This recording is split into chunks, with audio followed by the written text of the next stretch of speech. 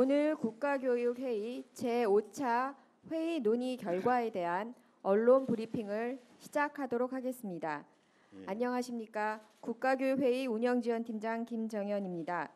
지금부터 2022학년도 대입제도 개편 권고안에 대해 김진경 대입제도 개편 특별위원회 위원장님께서 브리핑을 하시겠습니다. 사회학의 시조인 독일의 막스 베버는 일찍이 이 거대화된 현대 국가의 관료 조직이 테크노크라트 지배의 처리 과목이 될 수 있다고 경고한 바가 있습니다. 이러한 위험성이 있기 때문에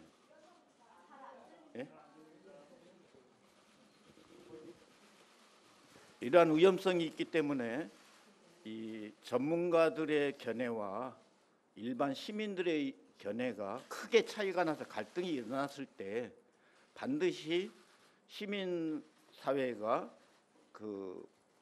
전문가들과 이 테크노크라트를 검증할 수 있는 그런 기회가 주어져야 된다고 생각을 합니다. 이번에 공론화 대입 개편 공론화도 그런 의미가 있다고 생각을 합니다. 그렇기 때문에 결정된 내용이 평가가 어떠하든 간에 일단 겸허하게 전문가들은 시민의 의견을 수용해야 되는 것이 원칙이라고 생각을 합니다. 그러한 정신에 입각해서 공론화위원회에서 넘어온 결과를 구체화하기 위해서 대입특위와 국가교육 본회의에서 장시간 토론을 했습니다. 물론 미흡한 부분도 상당히 있을 수 있습니다. 이 미흡한 부분도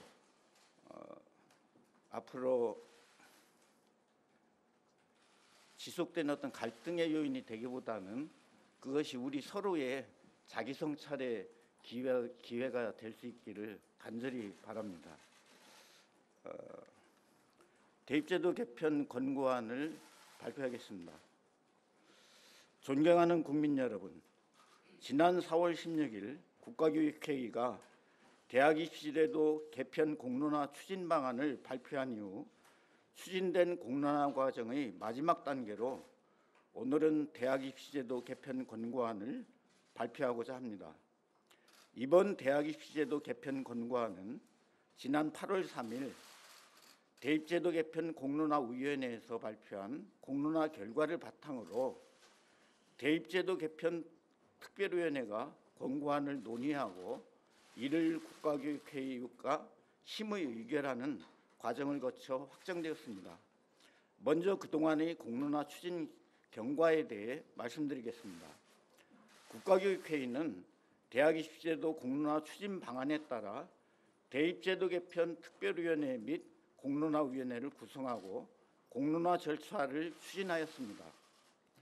먼저 대입제도 개편 특별위원회는 국민제안 열린마당, 이해관계자 및 전문가협의회, 학생, 학부모, 교원 좌담회와 국가교육회의 홈페이지 등을 통해 국민 의견을 수렴하고 3가지 공론화 의제를 설정하였습니다. 이후에는 공론화위원회 주관의 공론화 과정이 추진되었습니다.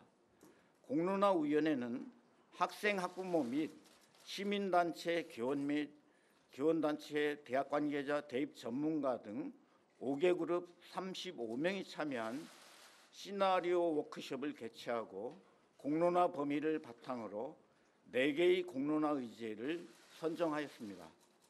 이후 공론화 의제를 대상으로 권역별 국민 대토론회, 미래세대 토론회, TV 토론회를 개최하고 공론화위원회 온라인 플랫폼인 모두의 대입 발언대회를 통해 국민의 관심을 높이고 사회적 논의를 이끌기 위하여 노력하였습니다.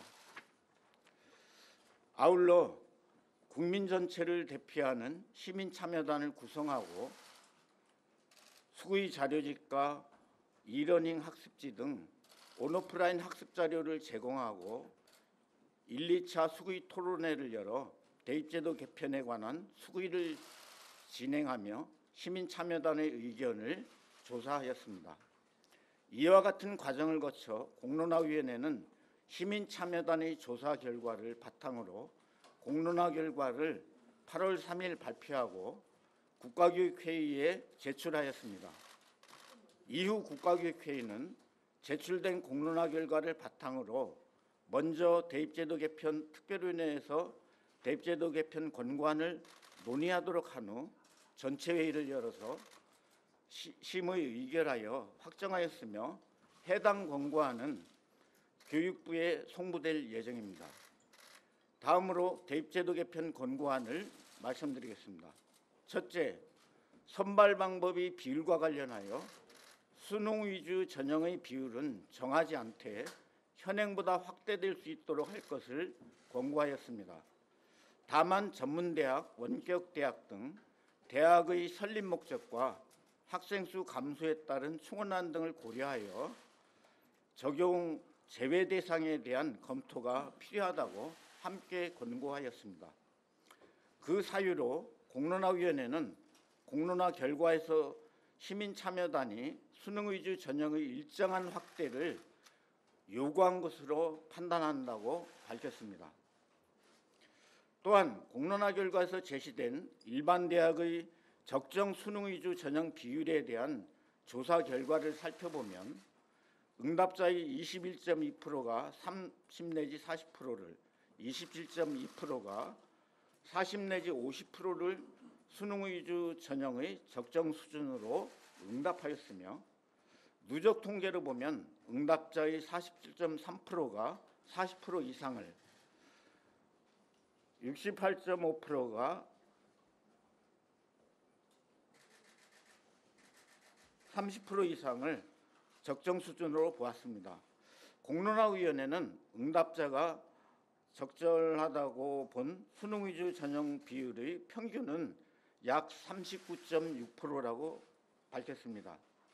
국가교육회는 이와 같은 공론화 결과와 함께 대학에 놓여 있는 다양한 상황, 대학별 선별 방법 비율의 다양성 등을 고려할 필요가 있다고 판단하였습니다.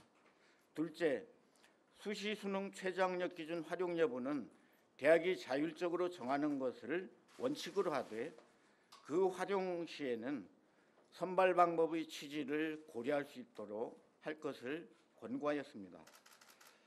네 가지 공론화 의제의 경우 수시 수능 최저학력 기준에 대해 기본적으로 대학 자율 또는 활용이 가능하다는 입장이었으며 공론화위원회는 공론화 과정에서도 대학의 자율적 활용에 대해 시민참여단의 큰 의견이 없었다고 밝혔습니다. 셋째, 수능평가 방법의 경우 일부 과목 상대평가 유지 원칙 적용을 권고하였습니다. 구체적인 내용을 살펴보면 국어, 수학, 탐구 선택 과목은 현행과 동일하게 상대평가를 유지하고 영어, 한국사는 기존대로 절대평가를 유지하되 제2외국어, 한문 과목은 절대평가를 도입할 것을 권고하였습니다. 또한 향후 수능 과목 구조에 통합사회, 통합과학 과목이 포함될 경우에는 절대평가를 도입할 것을 권고하였습니다.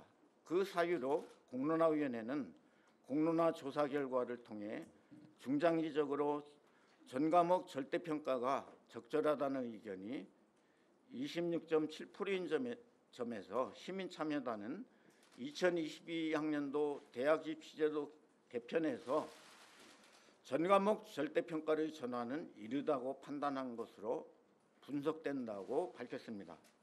아울러 선발 방법의 비율과 관련하여 수능 위주 전형 확대 의견이 우세하다고 밝힌 점도 고려하였습니다.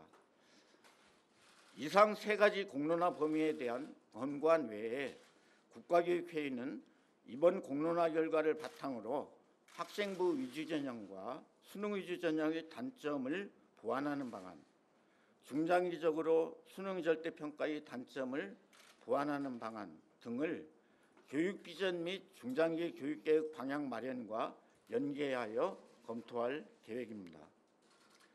이번 대입제도 개편 권고안은 4월부터 폭넓은 의견 수렴과 다양한 논의, 시민 참여를 기반으로 마련되었습니다. 이 같은 공론화의 시민 참여가 제도 개편을 둘러싼 우리 사회의 불신과 갈등을 신뢰와 합의로 나가게 할 것을 기대합니다.